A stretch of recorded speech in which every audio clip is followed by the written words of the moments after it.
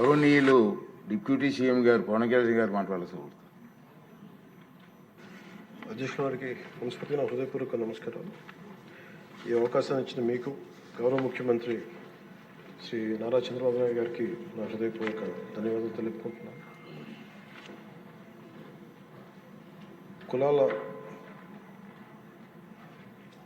కొట్లాటలో వెనుకబడిన కులాలు, అత్యంత వెనుకబడ్డ కులాలు, దేవాలయాలు కూడా అడుగుపెట్టనివని పరిస్థితుల్లో వీళ్ళందరి జీవితాలు బాగుండాలి అని జాతిపిత మహాత్మా గాంధీ గారు ముందుకు తీసుకొచ్చింది. అలాగే జనసేనకి స్ఫూర్తి అయిన శ్రీ నారాయణ గురువు గారికి, అలాగే రాజ్యాంగ నిర్మాత శ్రీ బాబాసాహెబ్ అంబేద్కర్ గారికి హృదయపూర్వక నమస్కారాలు తెలియజేసుకుంటూ నేను స్పీచ్ని అంటే మా జనసేన అభిప్రాయం తెలియజేస్తాను. అధ్యక్ష, గత 2 దశాబ్దాలుగా ప్రత్యేకించి ఇంకా స్పష్టంగా చెప్పాలంటే 2004 నుంచి చాలా దళిత మేధావులతోటి, చాలామంది దళిత కార్యకర్తలతోటి, అటు మాదిగ ఉపకులాలు కావచ్చు, అన్ని రకాలుగా చాలామంది మేధావులతోటి చర్చల్లో పాల్గొన్నవాడిని. అధ్యక్ష, వారు నన్ను మనస్ఫూర్తిగా ఆహ్వానించారు. అలాగే బహుజన సిద్ధాంతం కానీ వీటి పట్ల ఆకర్షితులైన వాడిని. అందువల్ల నన్ను చాలాసార్లు ప్రత్యేకించి వర్గీకరణ గురించి అనేక పర్యాయాలు దీని గురించి మాట్లాడుతూ ఉండేవాళ్ళు. నాకు తెలిసిన అనేక మంది మేధావుల్లో ఒకరు, చాలా కీలకమైన వ్యక్తి, central university professor Shri Nimmaladinna Sudhakar గారు. అలాగే మాదిగ ఐక్యత కోసం కలిసి ఉండాలి కానీ వర్గీకరణ జరగాలని కోరుకునే కళాకారుడు, కవి మాస్టర్జీ గారు. అంటే ఎలాంటి వ్యక్తులను నేను కలుసుకున్నానంటే, ఆయన మాదిగ కులస్తులు అయింది కూడా ఆయన మాలకులానికి చెందిన ఆంధ్రాకి చెందిన మాలకులానికి చెందిన వ్యక్తిని పెళ్లి చేసుకొని మాదిగ ఐక్యత ఉండాలి కానీ వర్గీకరణ జరగాలని ఇలాంటి ఎన్నో ఆర్గ్యుమెంట్స్, ఎన్నో రకాల అభిప్రాయాలు ఉన్నాయి. వీటన్నిటి మధ్యలో మేము ఒక బలంగా దీన్ని తీసుకున్నాం. అధ్యక్ష, ప్రత్యేకించి రిజర్వేషన్స్ కానీ చాలా డిస్కషన్స్ ఉండేవి ఆ టైంలో. ప్రత్యేకించి మన వర్గీకరణ గురించి, అలాగే క్రీమీ లేయర్ గురించి, అలాగే ఇంకా కులం గుర్తింపు లేని కులాలు, బేడా బుడగ జంగాల గురించి, రెల్లి కులస్తుల గురించి అనేక మార్లు చాలా విస్తారమైన చర్చలు ఉన్నాయి. అధ్యక్ష, కానీ ప్రత్యేకించి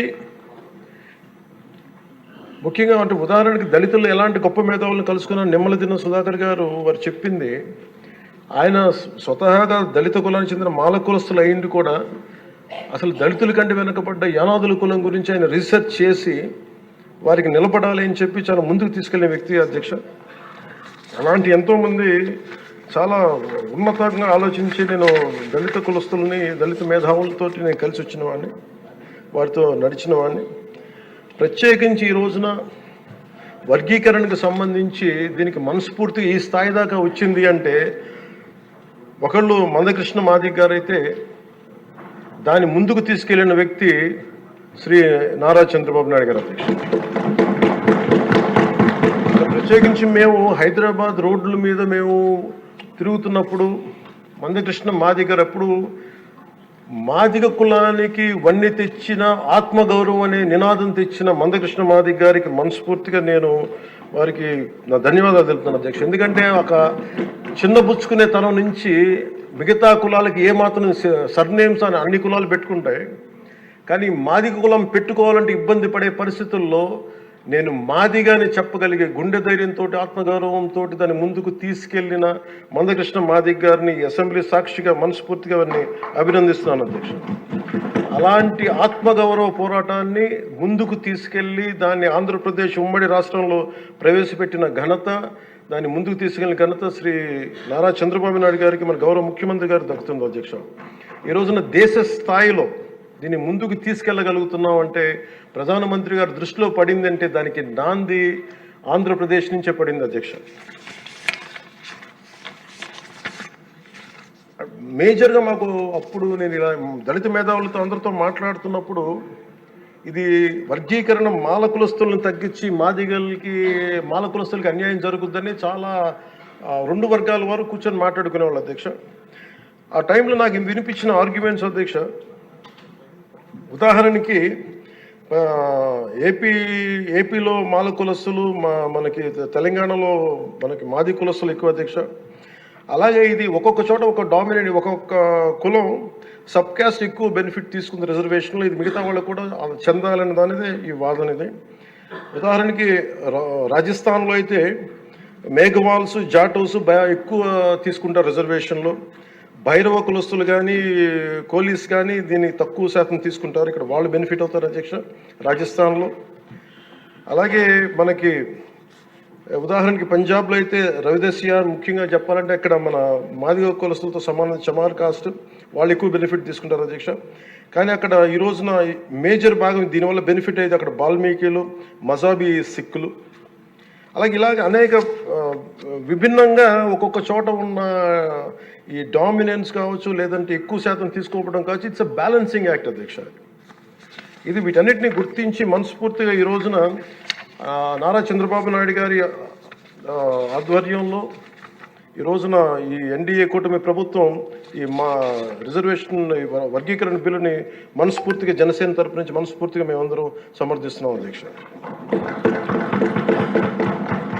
ప్రత్యేకించి నేను మొన్న రాజీవ్ రంజన్ మిశ్రా గారితో మాట్లాడుతూ ఉంటే 100 నుంచి 10,000 లోపు ఉన్న దాదాపు 59 ఉపకులాలు, మా దళిత కులాలు, ఇవన్నీ మాలమాదిగా దళిత ఉపకులాలతో సహా 59 ఎక్కువ సంఖ్యాబలం ఉన్నాయి. దీన్ని ఎలా చేస్తారంటే 100 లోపు నుంచి 10,000 లోపు ఉండే 46 కులాలు అధ్యక్ష. కొన్ని కులాలు దాదాపు 30-40 మంది కూడా ఉన్నారని వారు తెలియజేశారు అధ్యక్ష. అలాగే ఈ సైంటిఫికలీ ఎనలైజ్డ్ ఎంపిరికల్ డేటాని 4 నెలల వ్యవధిలో గౌరవ ముఖ్యమంత్రి గారు బాధ్యత తీసుకొని మంత్రివర్గంతో ఒక కమిటీని ఏర్పాటు చేసి వన్ మ్యాన్ కమిషన్ గారు శ్రీ రాజీవ్ రంజన్ మిశ్రా గారి ఆధ్వర్యంలో నవంబర్లో మొదలై మార్చి 4 నెలల వ్యవధిలో దీన్ని డేటానంతా సైంటిఫిక్గా అనలైజ్ చేసి ఎంపిరికల్ డేటాని విద్యా, సామాజిక, ఆర్థిక, రాజకీయ, అంతర్గత వెనుకబాటుతనాన్ని వారు మూడుగా విభజించిన విధానం చాలా అద్భుతంగా ఉంది అధ్యక్ష. ఇది అందరికీ మేలు చేస్తూనే కోరుకుంటున్నాను. మందకృష్ణ గారు వర్గీకరణ ఉద్యమానికి ఆద్యులు. మందకృష్ణ గారు వర్గీకరణ ఉద్యమానికి ఆద్యుడు, వర్గీకరణ సాధన పోరాట సమితి యోధుడు అధ్యక్ష మందకృష్ణ గారు. నారా చంద్రబాబు గారు సైబరాబాద్ సృష్టికర్తే కాదు, వర్గీకరణ రూపకర్త కూడా వారు. శ్రీ మోదీ గారు నయా భారత్ నిర్మాతే కాదు, వర్గీకరణ ఫలప్రదాత కూడా. అందుకని మనస్ఫూర్తిగా ఈ వర్గీకరణ బిల్లుని ముందుకు తీసుకెళ్ళి దీనిని ఆంధ్రప్రదేశ్ అసెంబ్లీలో ఈరోజు ప్రవేశపెట్టినందుకు మనస్ఫూర్తిగా ముఖ్యమంత్రి గారికి, అందరికీ, మంత్రివర్గానికి, సభ్యులందరికీ మనస్ఫూర్తిగా ధన్యవాదాలు తెలుపుకుంటూ స్పీకర్ గారికి నా హృదయపూర్వక ధన్యవాదాలు తెలియజేస్తున్నాను అధ్యక్ష. చర్చకి